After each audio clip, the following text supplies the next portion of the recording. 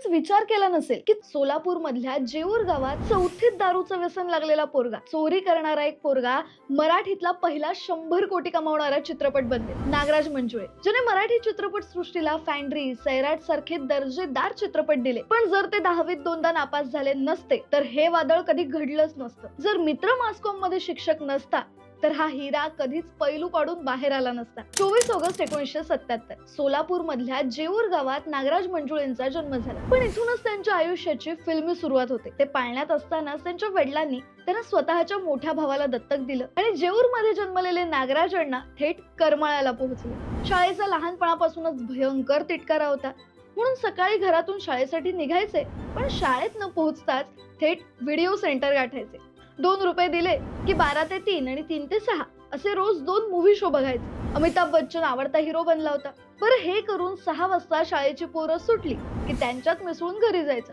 मग घरच्यांना वाटायचं पोरगं शाळेतूनच आलंय. 1ली ते 10वीत असताना त्यांचे हे सगळे छंद सुरू होते. त्यात इतक्या लहान वयातच दारूचं, भांग खायचं भयंकर व्यसन लागलं. यासाठी ते चोरी सुद्धा करायला लागले. पोरगा पार हातातून गेलाय, खूप वाह्यात झालाय, म्हणून घरच्यांनी त्यांना करमाळ्यातून परत जेऊरला आणलं. त्यांचं व्यसन तर सुटलं, शाळेत व्यवस्थित जायला सुद्धा लागले, पण तरी अभ्यासात काही मन नव्हतं. 10वी पर्यंत त्यांना वजाबाकी सुद्धा येत नव्हती. मग निकाल काय येणार? 10वीच्या परीक्षेत ते दोनदा नापास झाले.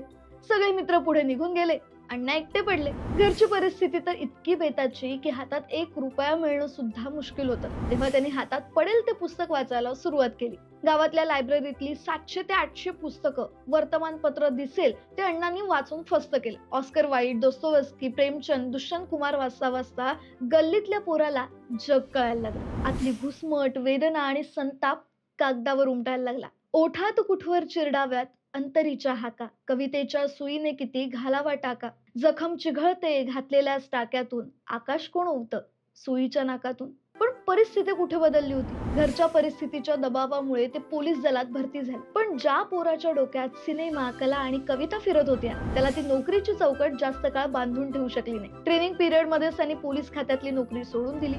शिकायचं होतं, स्वतःची ओळख शोधायची होती. शिकता शिकता पोट भरण्यासाठी वॉचमनगिरी केली, कपड्यांना इस्त्री करायचं काम केलं, टेलिफोन बूथवर बसले. असं करत BA केलं, MA मराठी केलं. अशातच त्यांचा मित्र मिथुन अहमदनगरला मासकॉमचा शिक्षक झाला. तेव्हा मासकॉम काय भानगड आहे कोणाला माहित नव्हतं. मित्राला मदत म्हणून विद्यार्थी शोधताना तेच मासकॉमचे विद्यार्थी झाले. भावांनी आणि मित्रांनी मिळून 20,000 रुपयांची जुळवाजुळव केली आणि अण्णांनी मासकॉमला प्रवेश घेतला. तिथून अण्णांना कॅमेरामागचं जग सापडलं, पण त्यांना चित्रपटात चकचकीत गोरेपान चेहरे दाखवायचे नव्हते. आतापर्यंत जगलेलं वास्तव, दुःखाचं, शोषणाचं आणि समाजाचं प्रतिबिंब दाखवायचं होतं. पहिली शॉर्ट फिल्म बनवली पिस्तुल्या. याच शॉर्ट फिल्मने त्यांना त्यांचा पहिला राष्ट्रीय पुरस्कार मिळवून दिला. मग आला फॅन्ड्री, ज्याने मराठी सिनेमाची व्याख्याच बदलून टाकली. आणि त्यानंतर आला सैराट, मराठी चित्रपट सृष्टीच्या इतिहासातला पहिला 100 कोटींचा गल्ला जमवणारा महासिनेमा. शाळेतच व्यसन लागलेला, 10वीत नापास झालेला पोरगा भारतीय चित्रपट सृष्टीचा दिग्दर्शक बनून उभाय, ज्याने अनेकांना स्वप्न खरी होतात हे शिकवलंय, दाखवून दिलंय. सुरुवातीला मी म्हणाले होते, जर ते 10वीत दोनदा नापास झाले नसते तर हे वादळ कधीच घडलं नसतं. जर मित्र मासकॉम मध्ये शिक्षक नसता तर हा हिरा कधीच पैलू पाडून बाहेर आला नसता. पण हे खोट आहे.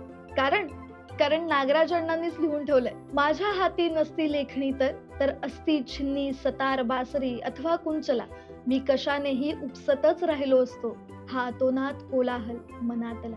नागराज मंजुळे, तुम्हाला वाढदिवसाच्या खूप खूप शुभेच्छा. नागराज मंजुळे यांची ही लाईफ स्टोरी तुम्हाला माहित होती का? आम्हाला कमेंट करून नक्की सांगा. आणि सिने इंडस्ट्रीतल्या अशाच नवनवीन गोष्टी जाणून घेण्यासाठी कलाकृती मीडियाला नक्की सबस्क्राईब करा.